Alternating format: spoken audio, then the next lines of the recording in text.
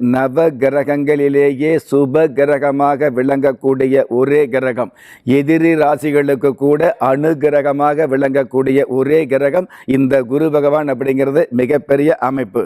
இந்த மாதிரியான சுப கிரகமாக இருக்கக்கூடிய இந்த குரு பகவான், இந்த குரு பகவானுக்கு உண்டான சொந்த வீடு அப்படிங்கிறது சாஸ்திர ரீதியாக ராசி கட்டத்தில் பார்த்தீங்கன்னா மீனம் ராசியும் தனுசு ராசியும் குரு பகவானுக்கு சொந்த வீடாக, அதாவது ஆட்சி வீடாக சொல்லப்பட்டிருக்குது.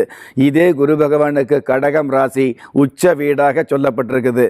இந்த குரு பகவானுடைய ஆதிபத்தியம் அப்படிங்கிறது எந்த ராசியாக இருந்தாலும் அந்த ராசியை சேர்ந்தவர்களுக்கு, எந்த லக்னமாக இருந்தாலும் அந்த லக்னத்தை சேர்ந்தவர்கள் குரு பகவானுடைய ஆதிக்கம் அப்படிங்கிறது 16 வருஷம்.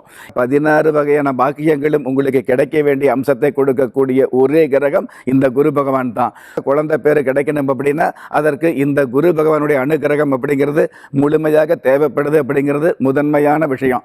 உட்கார்ந்த இடத்திலேயே தன பண சம்பாத்தியங்களை சம்பாதிக்கக்கூடிய பாக்கியத்தை பெருமளவு கொடுக்கக்கூடிய ஒரே கிரகம் இந்த குரு பகவான் தான். ஒருவருடைய ஜாதகத்தில் ஏனைய கிரகங்கள் எப்படி வேண்டுனாலும் கெட்டு போயிருந்தாலும் இந்த குரு பகவான் ஒருவர் மட்டுமே நல்லா இருந்தார்னு வைங்களே, அந்த ஜாதகர் இந்த உலகத்தில் இமாலய வெற்றி அப்படிங்கிற வெற்றியை தொட்டு தழுவ முடியுங்கிற விஷயத்தை நமக்கு சாஸ்திரம் சொல்லி வச்சிருக்குது.